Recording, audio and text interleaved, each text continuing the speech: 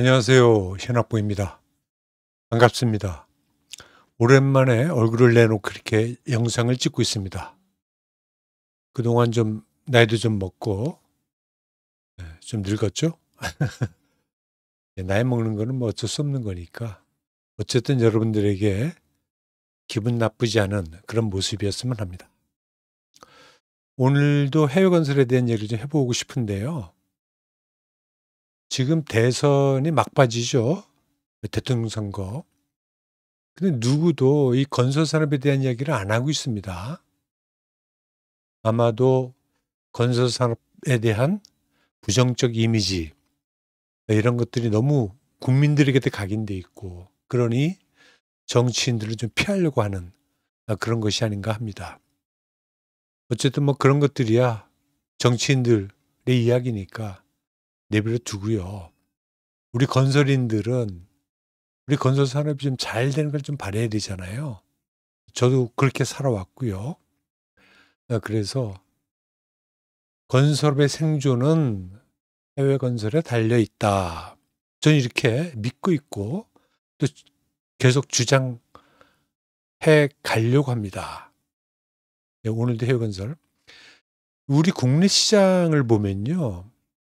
국내 시장에 올해 한 수주 규모가 200조 정도 예상합니다. 뭐 가봐야 알겠지만 대충 200조라고 하고 이게 작지 않은 거죠. 그런데 거기에 비해서 해외 건설은요. 1 년에 최근 한 6-7년, 8년 동안 한 300억 불 정도 하고 있습니다. 뭐 350억 불을 한 경우도 있고. 그러니까 200조, 국내 200조 수주에 비교하면 뭐 좀 너무 작다. 이럴 수도 있는데요. 이 시장을 키우지 않으면 건설은 답이 없습니다.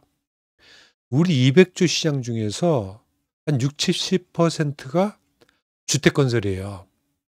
주택 건축, 건축까지 포함해 가지고. 그러니까 우리나라는 지금도 그러잖아요. 모든 사람들이 얘기하는 게 부동산입니다. 우리나라는 부동산 경기가 죽잖아요. 그럼 건설 경기 그냥 막바로 따라내립니다. 죽어요. 그러니까 어떻게 하든 집 많이 져야 되는 그런 상황이고 그러니까 부축입니다. 근데 우리 상황은 어때요? 우리 미래 상황. 인구 절벽. 이제 노인들이 뭐 인구의 엄청난 부분을 차지하고 있고 앞으로 가게 되면 주거 형태도 많이 달라지겠지만 기본적으로 수요 자체가 줍니다. 그러면 그때도 계속 주택을 붙잡고 있을 거냐? 이건 아니잖아요. 한 나라의 산업이라고 하는 거는 지금 당장 가지고는 안 되잖아요. 그 우리 건설 산업도 지금은 그냥 먹고 살만하다 이럴지 모르겠지만 갈수록 어려질 거다. 이게 제 생각입니다. 그래서 이제 해외로 지금부터라도 다시 생각을 하고 나가야 된다. 그러면 어느 정도 해외에서 해야 되느냐? 이건 정해진 답은 없습니다. 그런데 이게 한 번에 이게 지난 정부, 지지난 정부 이건 정권 탓할 필요도 없이 모든 정치인들은 자극적인 숫자를 좋아합니다. 국민들이 혹할 수 있는. 그러니까 뭐라 그랬어요? 1,000억 불 하자. 이건 말도 안 되는 겁니다. 뭐 말이 될 수도 있어요. 좀 미래에 우리가 준비하고 가면. 근데 그 당장 실현될 수 없는 그런 숫자를 가지고 국민들이 현혹하고 표 하나 더 받아보려고 이러고 있는 참 답답합니다. 건설 산업에 종사하고 있는 사람으로서 굉장히 답답한 상황이다. 예. 근데 요즘에는 뭐 그 정도까지는 안 하고 있어요.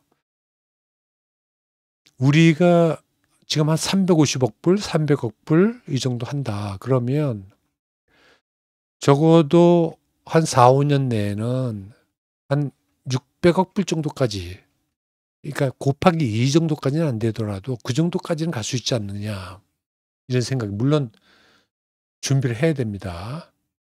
우리가 한 700억 불 찍었을 때가 있거든요.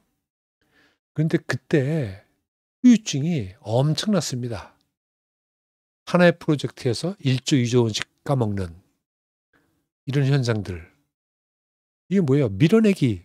그냥 정치인들이 가라 가라 하니까 그 정부가 막 부추기니까 너도 나도 그냥 밀려서 나간 거죠. 수주할 때는 좋았죠. 몇십 조짜리 한다. 엄청나게 큰 거 한다. 근데 결과로 들어온 건 뭐예요? 손해죠, 손해. 이거는 그 산업을 망치는 길입니다.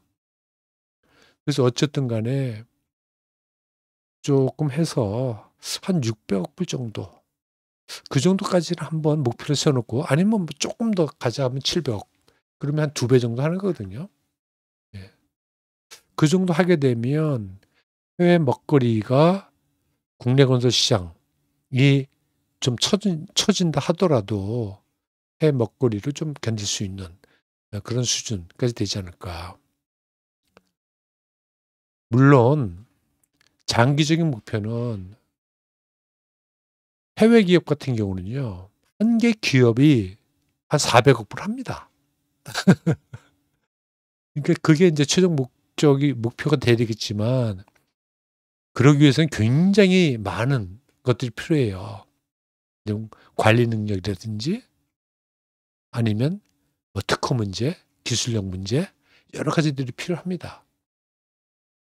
그래서 좀 멀긴 하지만 그래도 따박따박 지금부터 준비하면 되지 않을까라고 하는 생각이고요.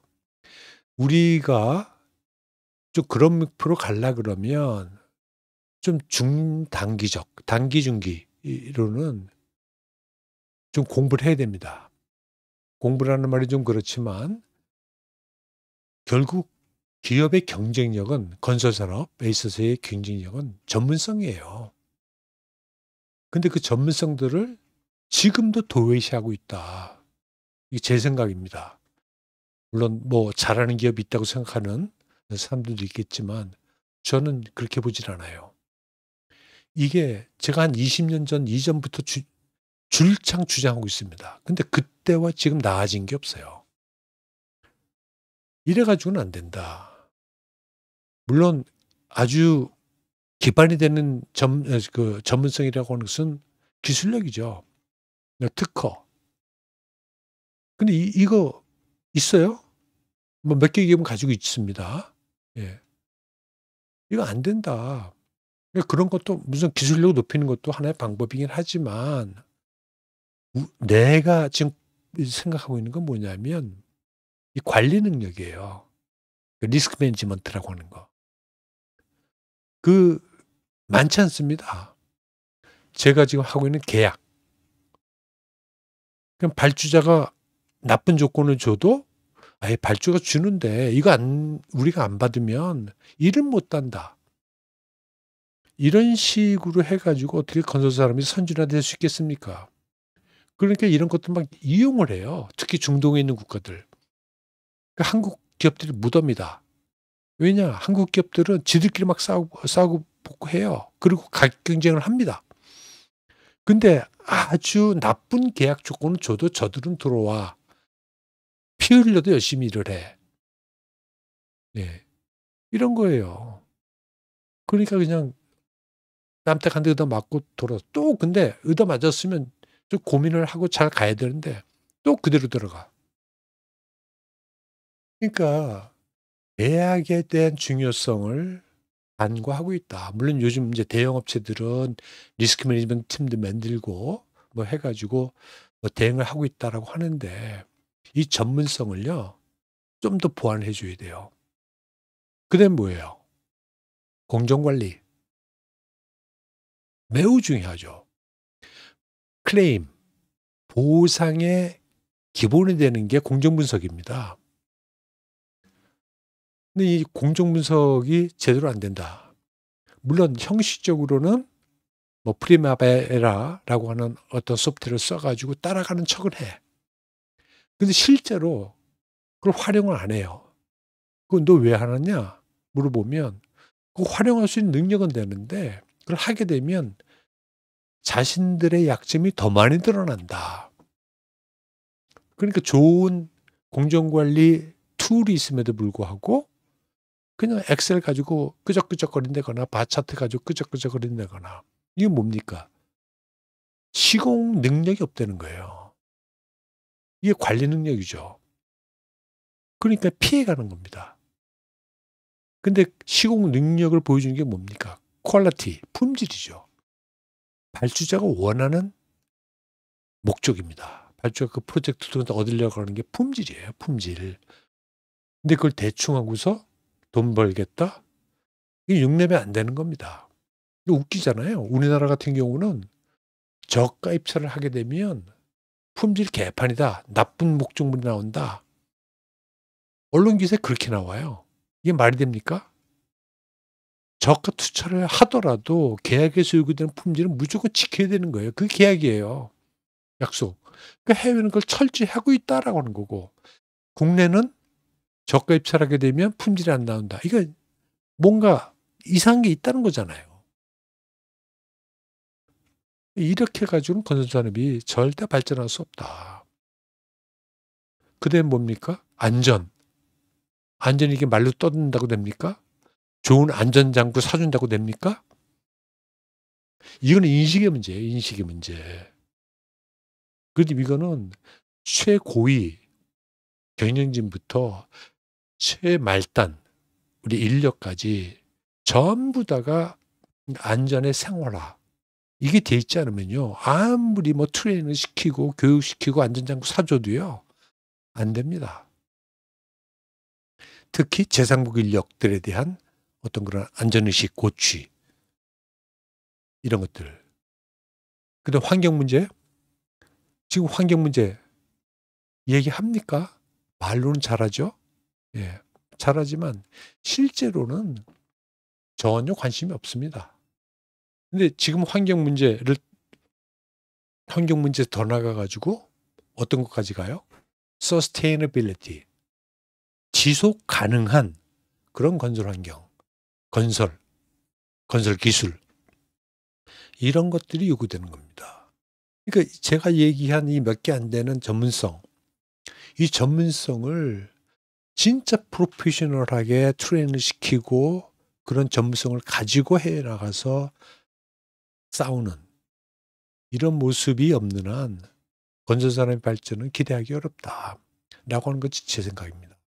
그러니까 그러한 기반을 지금 뭐 1 년, 2년 내에 되는 건 아니지만 쭉 해 가지고 그래 가지고 공사 수주도 좀 자신 있게 하고 그렇게 되면 뭐 한 5 년까지 5년 너무 긴가? 어쨌든 5년 정도까지 그런 기반을 만들고 나가게 되면 한 600억 글쎄 될지 모르겠지만 어떻게 그렇게 가자.